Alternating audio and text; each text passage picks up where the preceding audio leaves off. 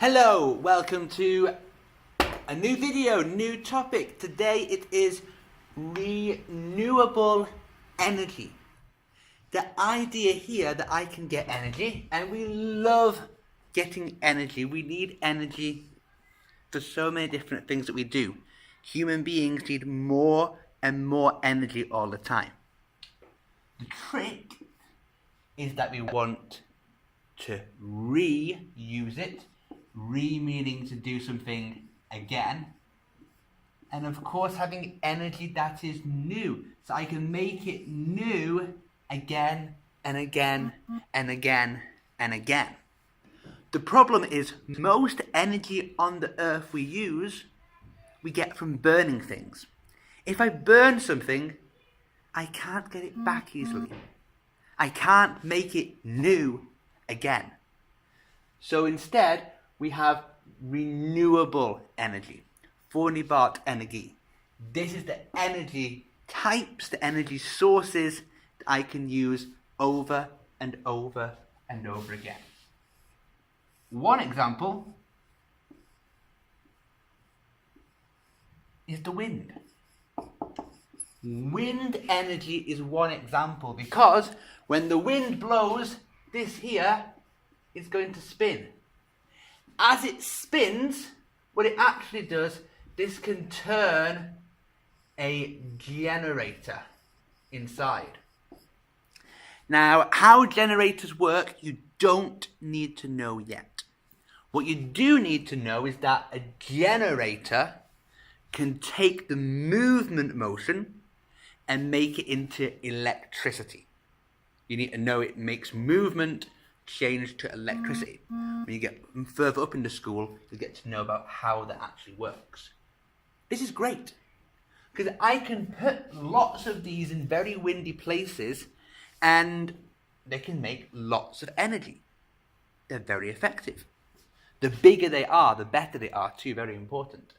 But there is also a disadvantage, a knackdale. And that is, of course, like most of these things, I need wind. If there is no wind, I don't get any energy out of this. So I get different amounts of energy during the day. It blows a lot of wind, I get lots of energy. So I never get the right balance. I never can get exactly the right amount of energy I need. But I will definitely get some as the wind blows. Some people say as well that they're very ugly. I disagree, I think they're beautiful. Some people say they're very noisy. They're not, unless you're underneath them, then they are. But if you're a couple of 100 meters away, it shouldn't be a problem, I believe.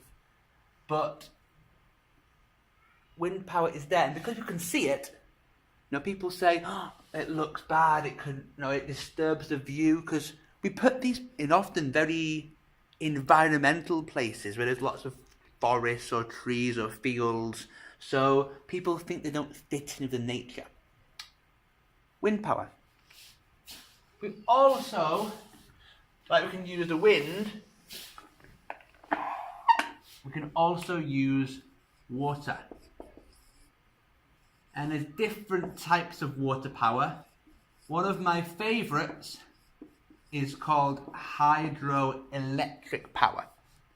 This is the idea of building a big wall, a dam, and only letting a little bit of water through at a time. But in this wall here, that water will spin something really fast called a turbine. And as it spins it really fast, guess what? That movement will go to the generator. This spinning here can be made into the electricity we have around us.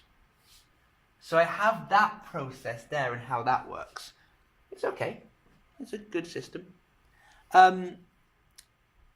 It has a very good advantage here. And disadvantage is that I have doors here.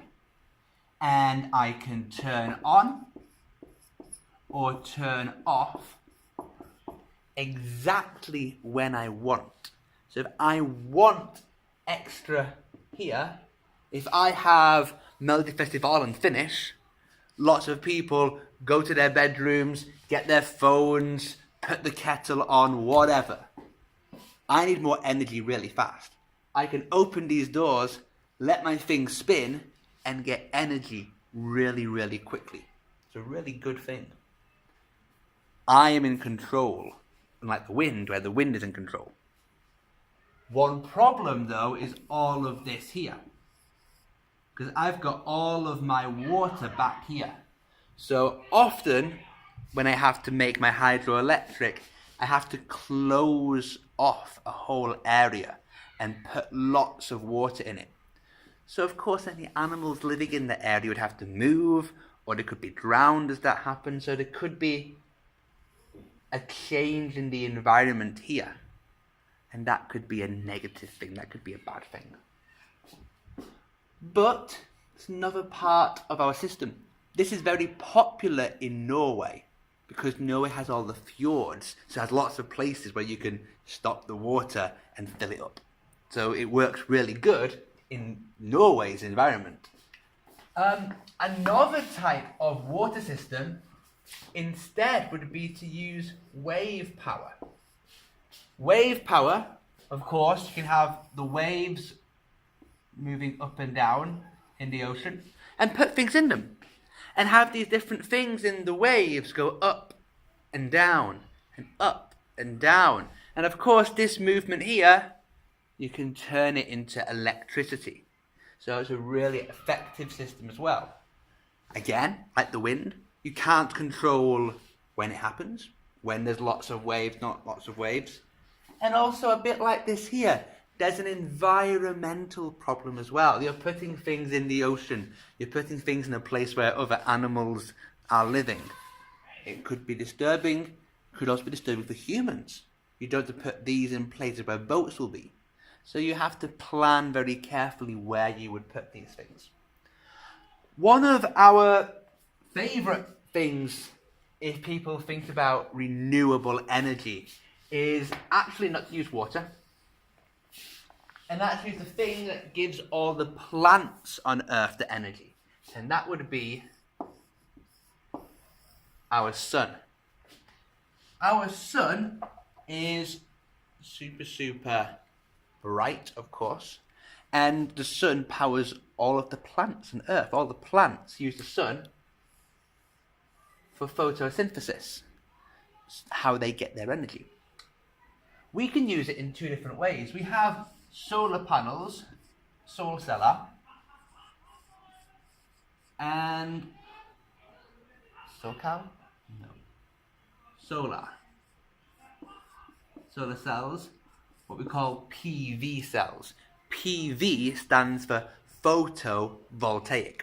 Photo from light, voltaic from volts, as in our electricity.